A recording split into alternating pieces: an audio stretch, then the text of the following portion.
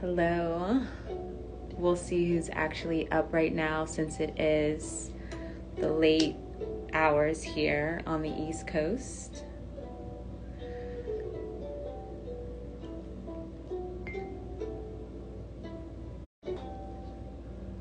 It's saying I have poor connection. Can you all hear me? I'm going to be talking kind of low too since it is quite late. Let's turn this down. Awesome. So I have been really wanting to talk about the eclipse and the energy around at the moment. And this is literally the only time I could actually get to my phone and connect with you all. So here I am. Yay, you can hear me. All right. So how are you all feeling? The energy has absolutely been really heavy, and I just want to take a moment to drop into this space and to also acknowledge just all of the energy, all of the pain, the suffering, the distortion, the heaviness, just everything that is dense around in the field right now. I really want to take a moment just to connect with the breath and to connect with you all and the energy within just the eclipse season that is about to begin here in less than 24 hours. So I'm going to take a deep breath. Hello, yay, all my friends are here. I love you all. And I'm so happy that I showed up tonight. But yeah, let's all just take a collective breath of healing, of love, of just compassion, and sending healing around the whole planet, right? Just giving a big hug to the planet. So.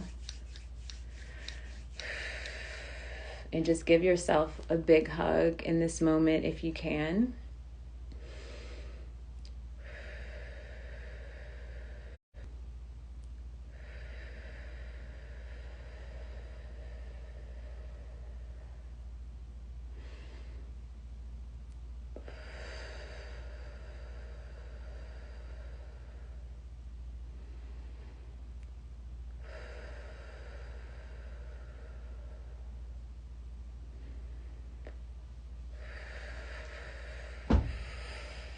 Yes.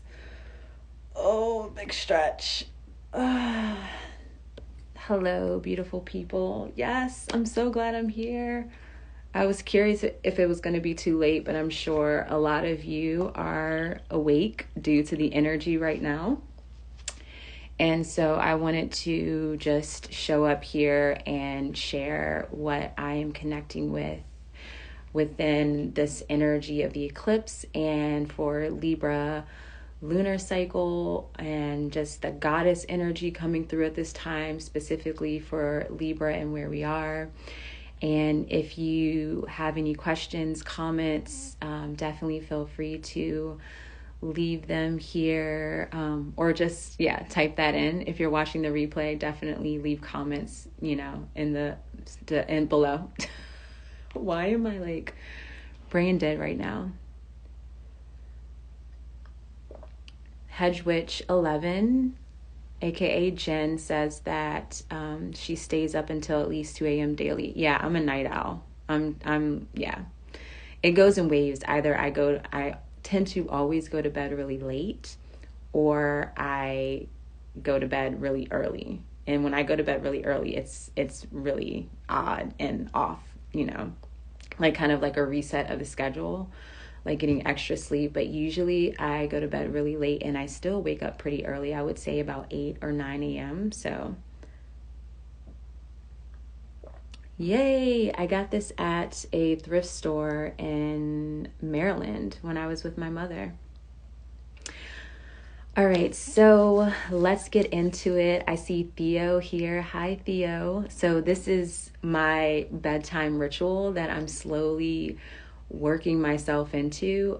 I just began the dream circle, which is already, I feel, and we are dedicating an hour or so before bedtime for just connecting with spirit, connecting with the dream space, connecting with the intentions of, what we desire to manifest or accomplish within the 28 days together. And so this is a part of my ritual, although I'm not always going to be doing a live, because a part of the ritual space, I want to be really present with my own energy and what's around and not be on technology. But this is a special time, and I think sometimes I will show up here live and connect with you all late night. And I also have my dream tea, which is chamomile, lemon balm, blue lotus, and some demiana. And I wanted to get a hold of some blue vervain to try, because I've never actually tried, or actually that's a lie, I did try it in tea when I first started my moon circle, the Luna Goddess circle. I made the very first circle meeting, I made a tea with blue vervain, and yeah, I remember it was awesome. So I want to try that again, and so I'm trying to get a hold of that. But here's my dream tea. I have my journal. I am also going to pull some cards for everyone, or just to see what the energy is around. And this is a part of my ritual. And hopefully I can go to bed. Hopefully the tea will kick in as it should, and I will be nice and calm, relaxed, and ready to go to bed, black lipstick and everything. So I'm really excited about this ritual that I am creating. Yes, Blue Lotus. Maybe I'll put a little bit in your package, Theo. I'm going to send that out tomorrow with your notebook, and I'll put some Blue Lotus in there for you because I have a bunch. Okay, so the energy right now, what I want to speak to, the major theme that I'm picking up for Libra lunar cycle for the eclipse, is this kind of like this focus, or just this energy present of divine order.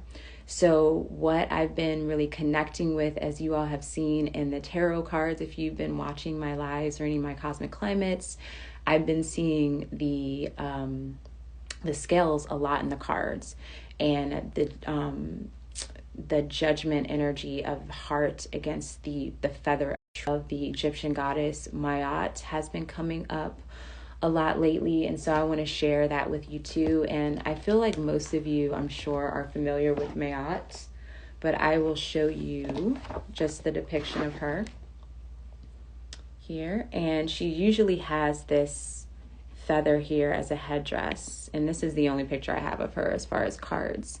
And she is the goddess of justice. She is the goddess of divine order.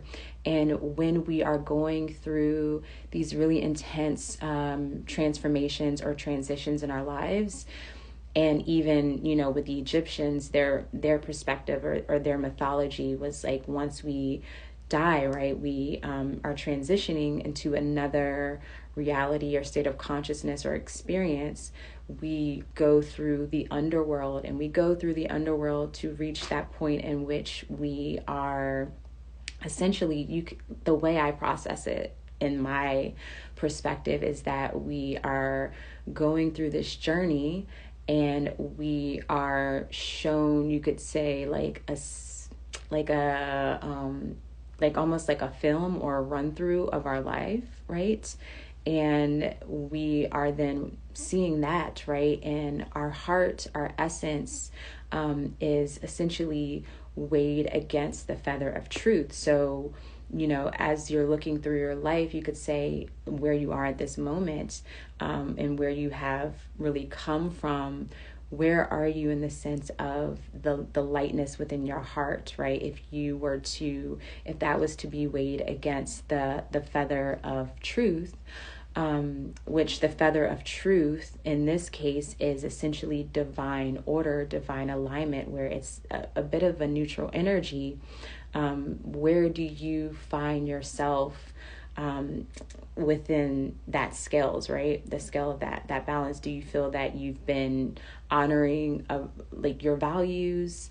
Do you feel that you have been true to your own essence, your own being? How is your connection with the divine? And most importantly, what is coming up too is, let me just get my notes so I don't miss anything, is can you see your whole self? Can you love your light and can you love your darkness? And I feel like that's kind of right. And so we've all done things in the past that we're probably not really proud of on some level. And that's okay, right? This is when the compassion comes in. This is when the unconditional love for self comes in. This is when the forgiveness comes in, which is really, really important, right? No one is perfect. I mean, when I'm looking at everything happening in the world and I'm like, where's the humanity? And a part of me literally came in and was like, this is humanity. Like, there is, if you could say we're made in God's image, everyone, everything here is made in the image of God. That gives you some idea of like the light and the dark, right? Especially in this earth experience where there is that element of duality, right? And so in order to come into a state of wholeness, we must really, walk into the shadow, connect with the dark aspects of ourselves, open ourselves, or not necessarily open ourselves, but, just really allow yourself to see the energy of the darkness, and that, there's a balancing agent that needs to come in, right? So if you're always leaning into the light and not wanting to feel the heaviness, right, because of, it is really uncomfortable, then this is an invitation to lean more into the shadow, to connect with those darker aspects of yourself.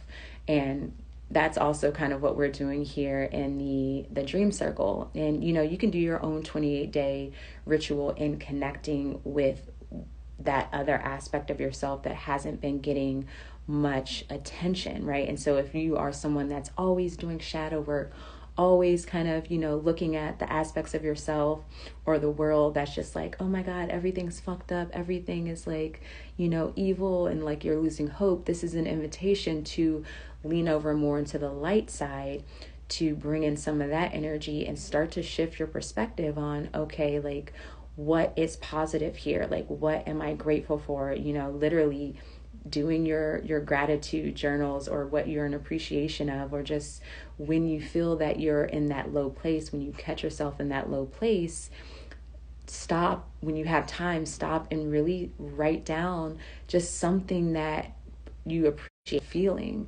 even if it's just as simple as like having your, dream tea before bed. What does that feel like? What does that encompass? Like, how does that feel in your body when you're drinking it? How does that feel in your tongue and the smell of it? And just going deep with that and connecting with that particular moment will really raise your vibration. Yeah. So if you are someone that, if you feel low, or you're tend to be in that shadow period for extended periods of time, this is a moment where, you're being invited to lean more into the light. So we're in this particular energy of balance. So I'm just going to see here. I know there was some comments coming through. Tiger's Eye Brown Studio says, this is so poignant. My husband's brother is about to be taken off of life support tomorrow, and it's so soothing to listen to this right now. Thank you. Yes. Let the emotions flow out. That's a big one. And that's something I've really been honoring within myself.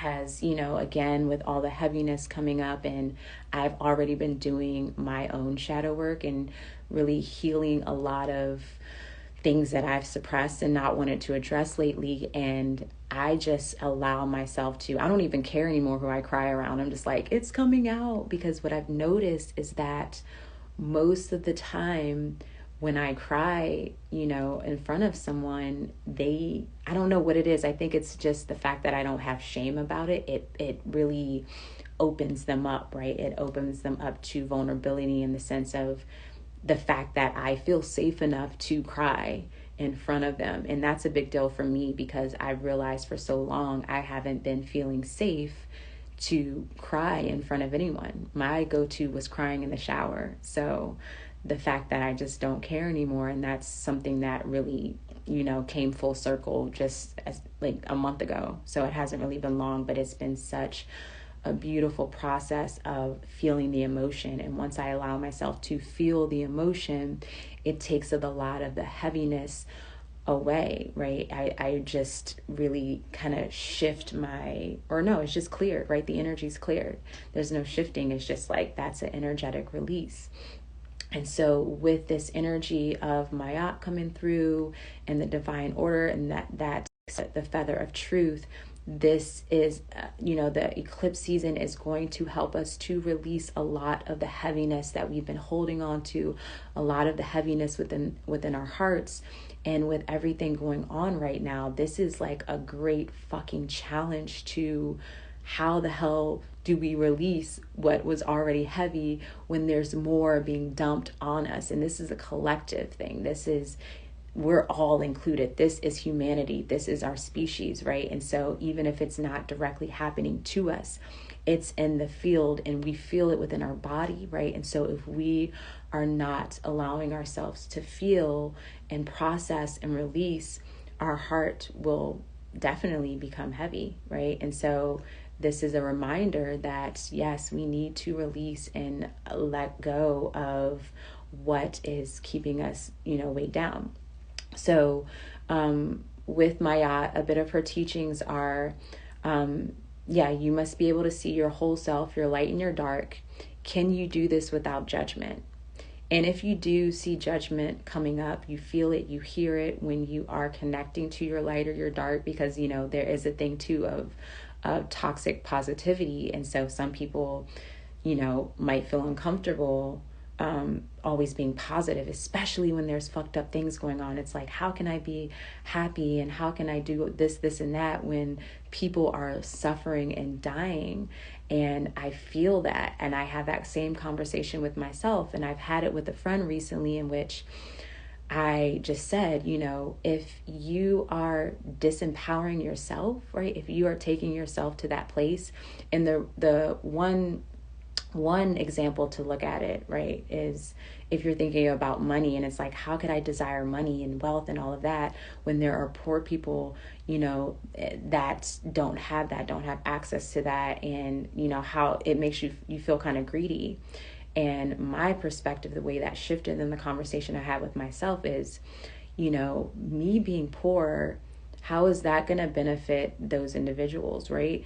If I am in a space of, being intuitive and sympathetic and empathetic, and I'm wealthy, I am in way more of a stronger position to help the people that are also in need of, that support or those resources, right? And so that's a bit of how, just being strong and still connecting with my power and like cycling through the emotions as the heavy things are coming up. So I do my best to not judge myself and judge the process, and know that by empowering myself, I am here right now, chatting with you all in hopes to inspire and empower you too. And then the trickle effect happens, right?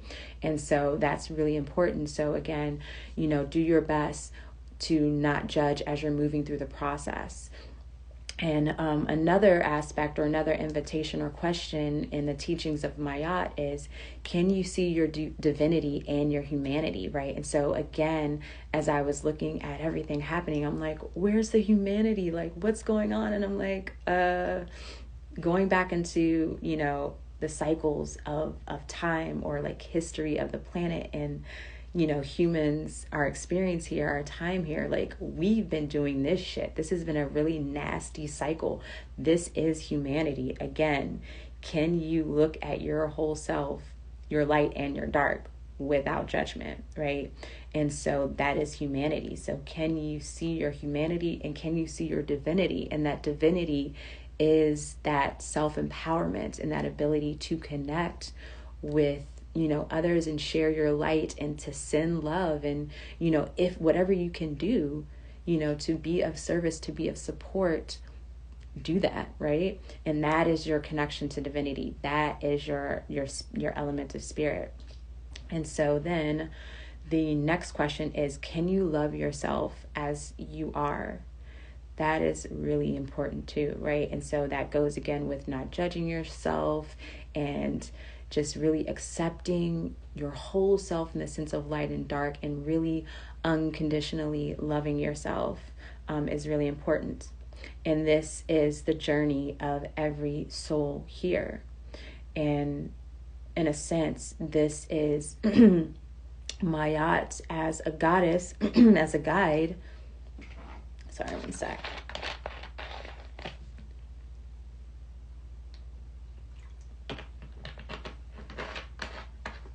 Maat as a guide is literally walking each and every one of us through this journey of discovering or connecting with our divine truth, connecting with our divine purpose, ancient Egyptian mythology, because it is really all centered about everyone having their own unique path to the divine, to God, right? And it looks different for every single person.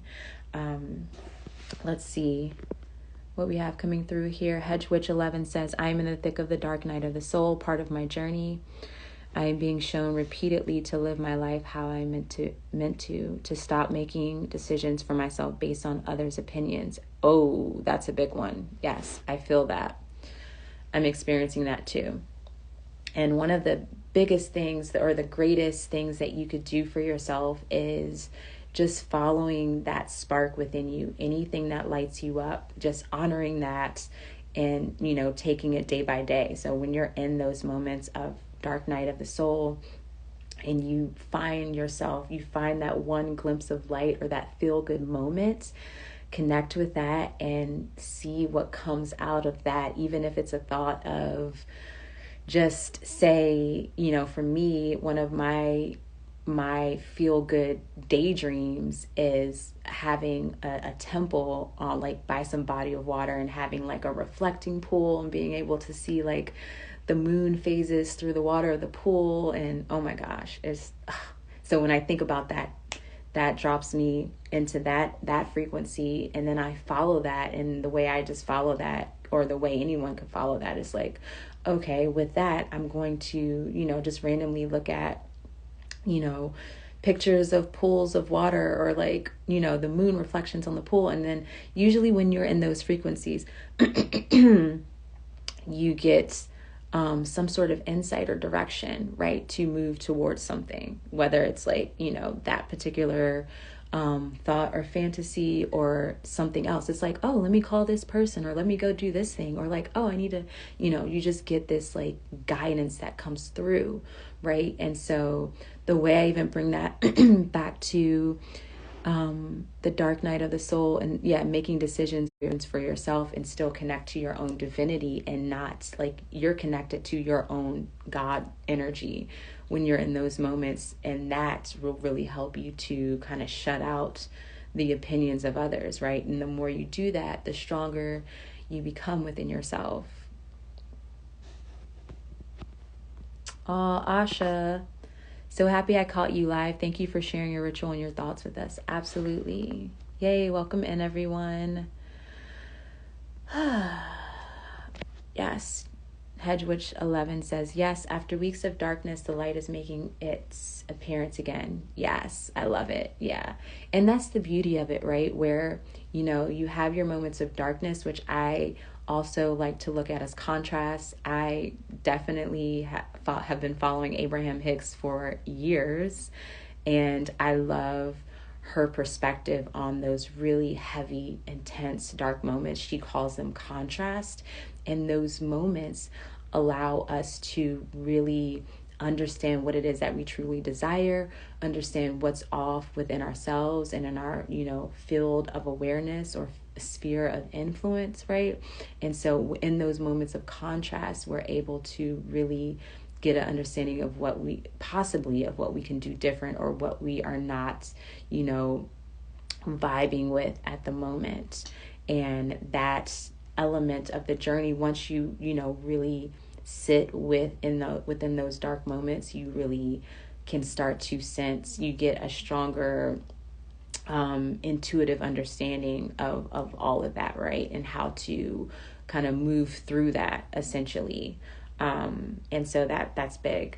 But going back to the heart against the feather, and I know when I first came across this element of Egyptian mythology, where you're like at, you've reached that pretty much the deepest, part of the underworld, and you're at the moment where you're essentially being judged, right? Even though it said don't judge yourself, right? But you are in this process of judgment, and anyone looking at it, you're like, okay, a heart is definitely lighter than, or the heart is definitely heavier than the feather. Logically, that makes sense, right? Or it doesn't make sense. That, how is that going to work? And the way this is understood is that when you expand your consciousness and when you release a lot of these heavy energies, that is essentially creating space within your energetic body, within your heart, right? You're creating space, and you're filling that space with light, right? That expanded consciousness is filling the space with light. So naturally your heart becomes lighter, you become more open, and there's a sense of like nothingness but everything all in one. And that's the element of this coming full circle into wholeness. And so by doing that, naturally your heart becomes, or your heart is lighter than the feather of truth, right? And this is coming into balance. This is a divine order. I'm just kind of looking at my notes here just to, because there was some good stuff that came out of what I was listening to and studying and connecting with. And so I want to make sure that I'm not missing anything, but I'm going to pull some cards.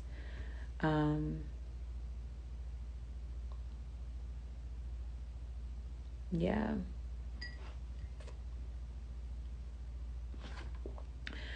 So Theo says, I feel like the nodes being square, Pluto is making this eclipse extra heavy. Oh, hell yeah. Yes, that absolutely. That is very intense. And I feel, what catalyzed this, or you could say what catalyzed Pluto, was Mars squaring Pluto, right? So just before Mars entered Scorpio, Mars had a square is basically a conflicting connection, right? And this one in particular, where's my notes here? Because I think I wrote it down, but watch, I did not. I didn't.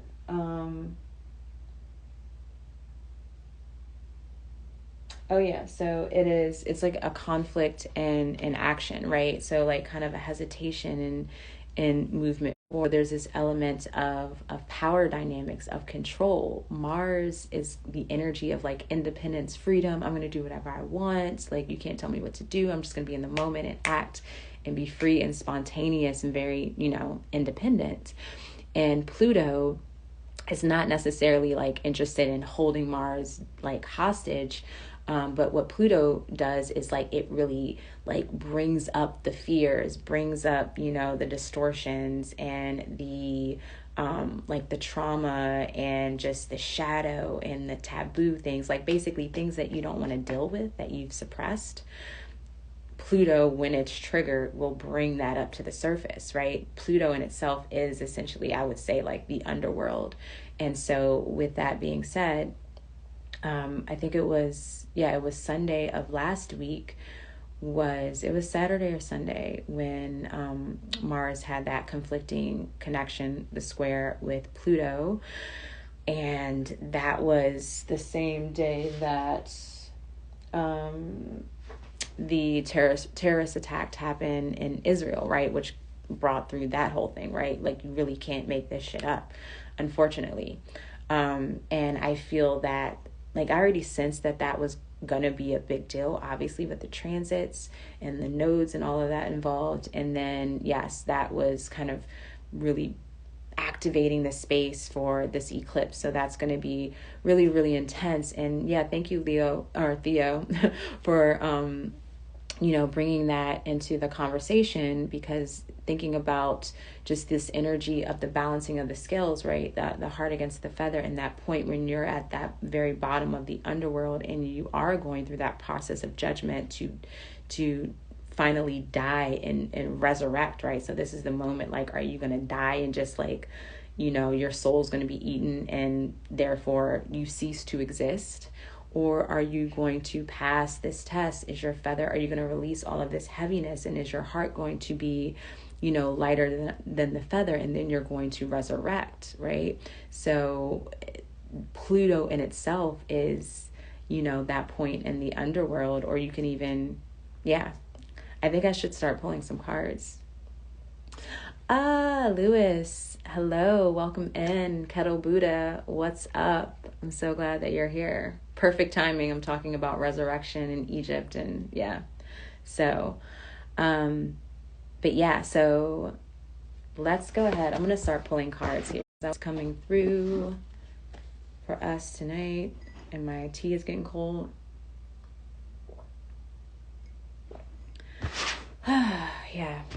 It is really, really dense energy here. We'll see what we get.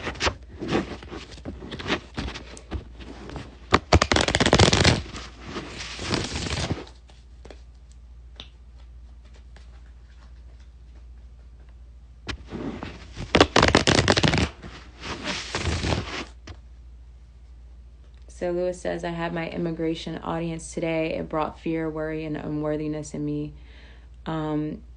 It seems that because I came up, I left my body. I feel lighter now. Oh, interesting. It brought fear and worry and unworthiness. That Pluto energy is like, it's really dense. Oh, wait, it seems that because it came up, it left my body. That's a lot. Like allowing that to, like, not holding on to just all the heaviness that's around is really, really important, because there's, that's what we're being guided to master here. Let's see what messages.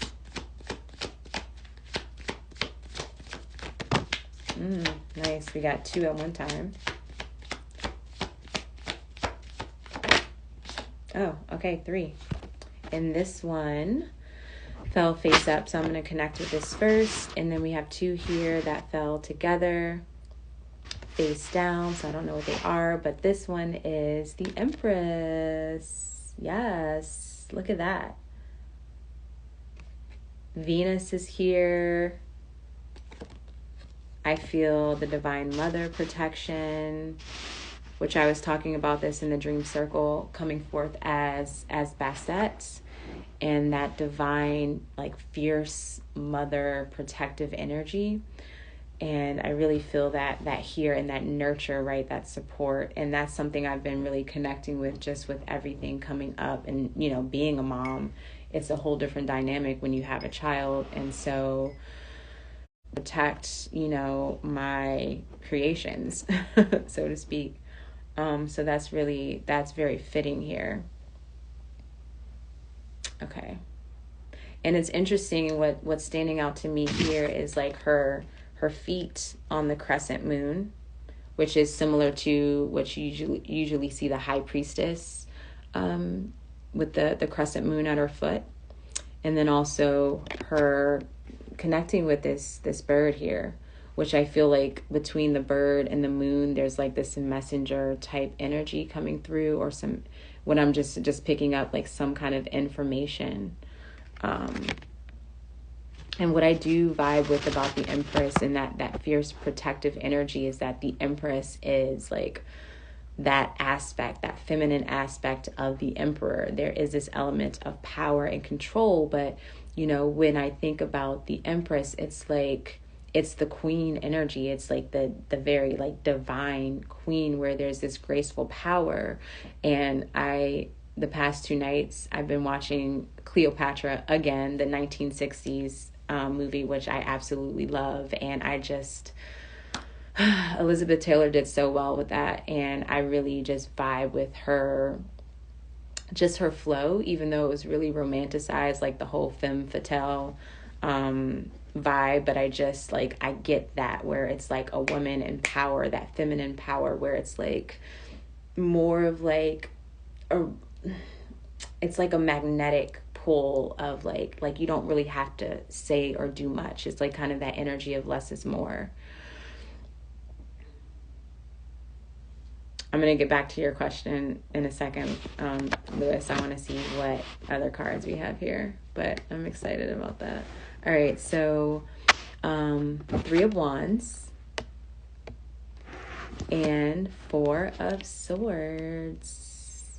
What I'm already getting with the Four of Swords is that this is an invitation for connecting with the intuition. Like if you're wanting to connect with this, embody this Empress energy, it is, again, I'm saying less is more, like saying less, over like thinking that, and really connecting to your intuition. So during the eclipse season, definitely want to connect with the your intuition and just the sensory aspects of like the energy around you. And I like what Jen was saying, Hedgewitch 11, what Jen was saying as far as, was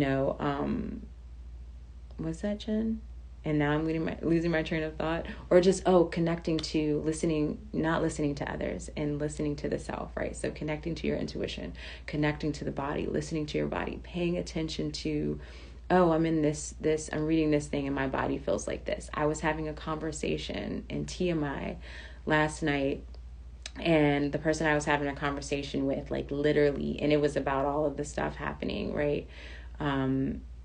And literally both of us got really like gassy and just like really uncomfortable, to the point where we were like, okay, like we can't have this conversation anymore. Like we have to like do our thing. And I had to do some fashion, like drink some lemon water. But I was like, that's really interesting. Like in the same moment, I was like, oh, my stomach feels really tense. Like there's a lot building up.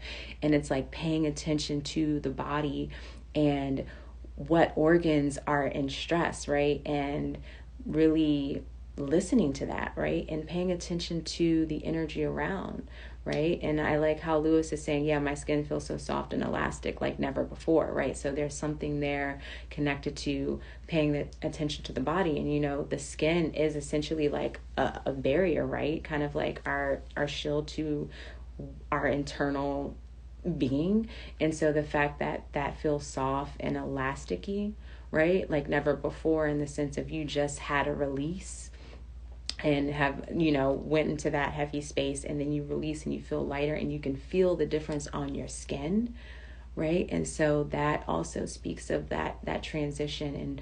And so what I'm getting with the Four of Swords is literally, especially with the Eye of Horus here, this is like literally less is more, right?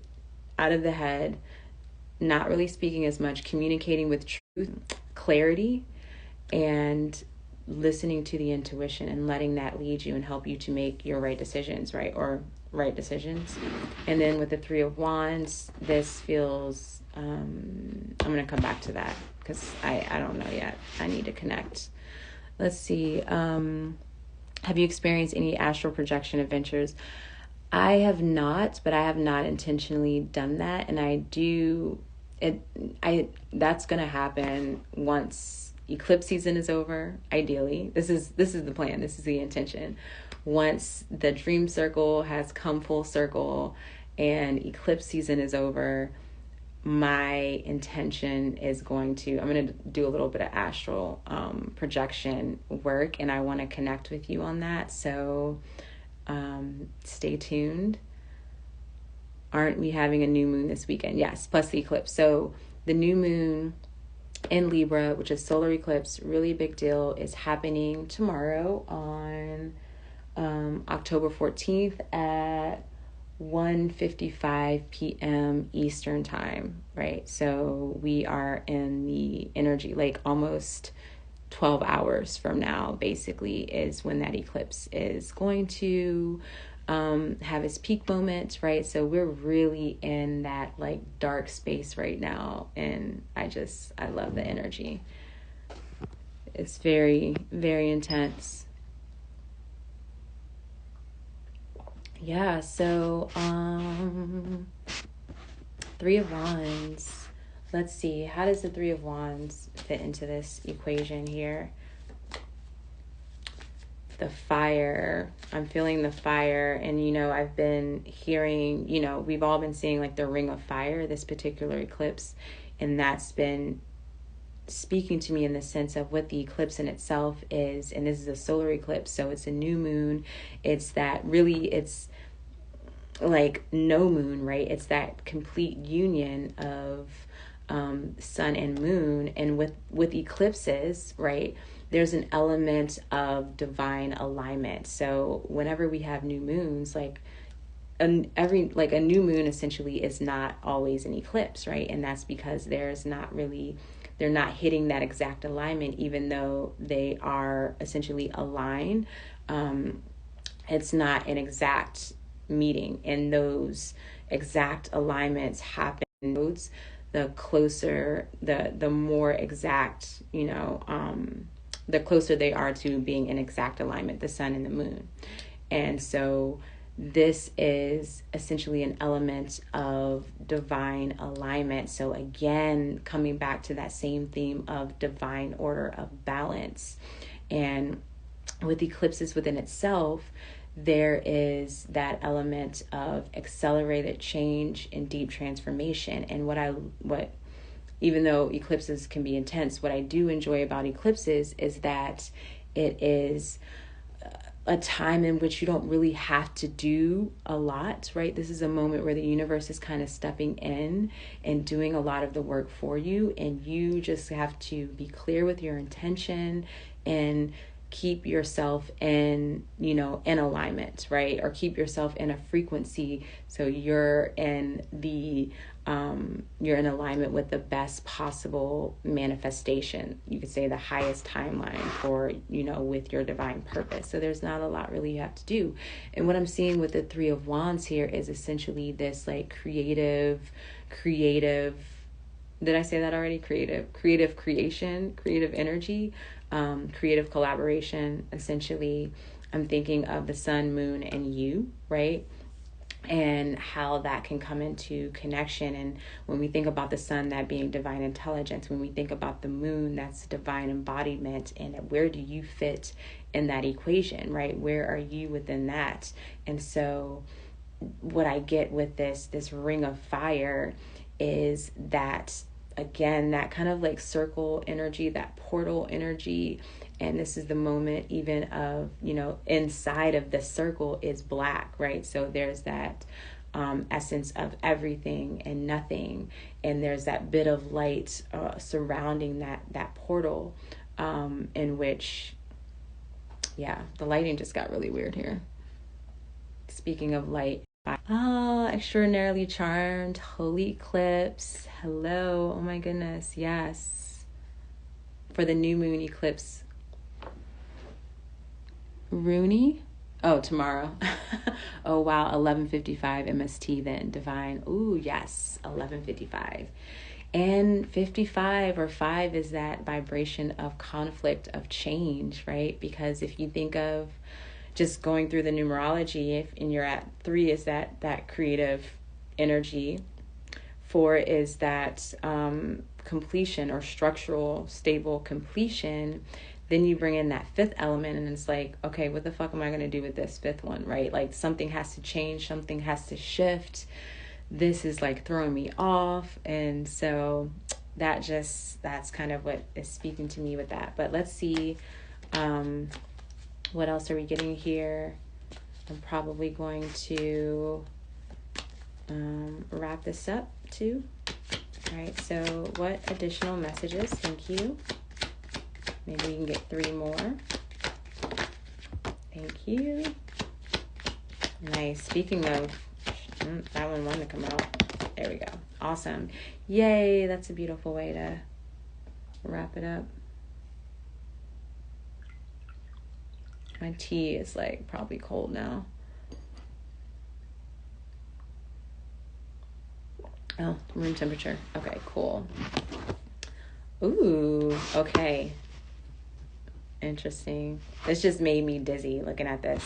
So we have the Ten of Wands, which this fell right on the Three of Wands. So look at all of this. Like, what is happening here?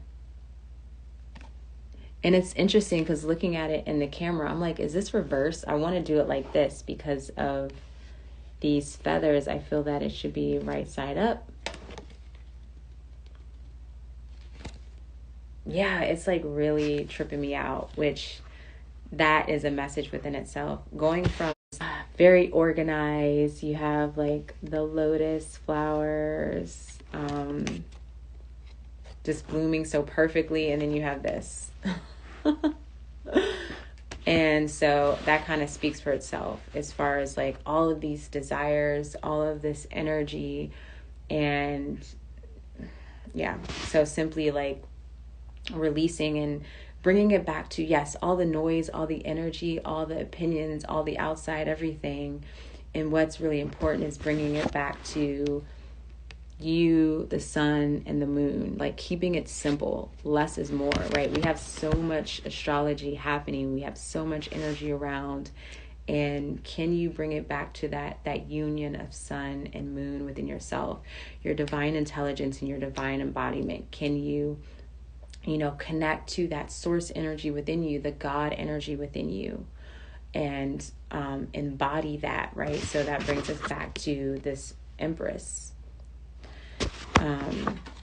So then the other two messages coming forth here, we have the Four of Pentacles.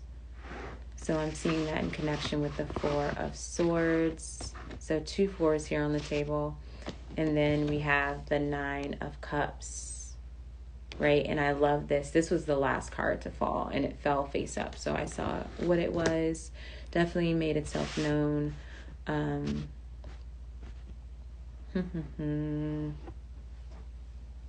Yeah.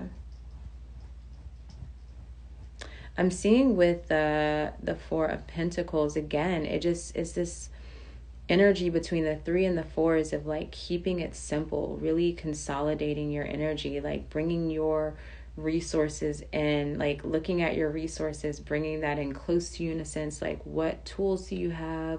What is really going to, support you in the sense of keeping life simple, keeping life, light, in the sense of not like, oh, it has to be happy, because that's not necessarily life. We need that contrast in order to understand like what our desires are, and also to have that, perspective of like, oh my God, this sucks. But then look at the journey of manifesting the desires, or really accomplishing, whatever it is that you seek to, accomplish at the end of your journey. Like we need that contrast is necessary. That's of the journey. What can we, clear to balance out the energy within our life? What can we release to enable ourselves to be lighter? And that could literally, just in this period of the eclipses, like how can your everyday just be a little bit lighter? In the sense of, creating some sort of routine, right? If you're someone that doesn't have a lot of structure, like creating that structure. And I definitely see that here with the Four of Pentacles, just the organization, and that will help to clear out the energy, like that structure, the routine, the ritual. Like when I talk about rituals and when I do rituals, it's like when you're in those moments of space, like you have that expectation and you're going to do this ritual, you begin to notice things that are out of the ordinary, things like little subtle energies, little subtle insights, right? That will feed into this creative energy and your intention, right? And it will also just naturally put you into alignment of this like divine power and this like ability to call in what it is that you want to receive, the divine messages, to receive the resources, the ideas, the insights. And with this coming forth, right, as that final card, this is Nine of Cups, is essentially the card of gratitude, of appreciation and satisfaction. And with this one in particular, you see the Ankh here, you see the scarab, and that element of the scarab is, transformation, and the Ankh is everlasting life, eternal life, right? And it's the symbol of the gods, it's the symbol of divinity. And so through this process of clearing and releasing and organizing and just keeping everything simple and connecting to that divine intelligence and embodying that, you will then receive or find yourself in these moments, right, of satisfaction and being able to really appreciate just your own essence and your ability to be in your own power. Yeah, I really feel that. And I know we all know this and we hear this all the time, but really every day, writing it, not just saying it, because I do, I say it all the time, or I think about it all the time, what I'm grateful for, what I appreciate. But when I've started waking up in the morning, 10 minutes, and then after that, I write down, what it is that I am grateful for or what I'm appreciative of, it makes the world of a difference, right? And so getting back into the habit of doing that is really important. And I don't always do that. I fall off, but I've been doing that for the past week and it feels really good. And I've been manifesting, and yeah, it's really good. Yeah. So any questions or anything, comments? If you're just tuning in, definitely check this out from the beginning, because I talked a bit about Maat, the Egyptian goddess that I'm feeling right now. Here's another beautiful picture of her again. She is awesome. And what did I do with my journal? Yeah, I'm just really feeling her energy right now, and her guidance. She's here to guide you and just literally wrap you in her, her wings there, her feathers. I feel that protection. I feel kind of like a mix of Maat and Isis. I've been seeing just the imagery of the goddess with the wings, the Egyptian goddess, and having that embrace with her. What else was I going to add here? Yeah, I feel really complete with this, everyone. I should be getting ready for bed, although I'm kind of awake and will probably journal here for a bit. So I invite you all to possibly maybe journal about what you're grateful for. If you're watching the replay, it would be nice to see what you're grateful for in the comments, and that way I know, yay, they made it through the whole video. But I really appreciate sharing this space with you all, and I hope to connect with you again soon. Have a very safe and happy new moon solar eclipse, and I will be here to connect and be a support for you all and during this time. And yeah, so best wishes to everyone, and I'll talk to you all soon. Take care.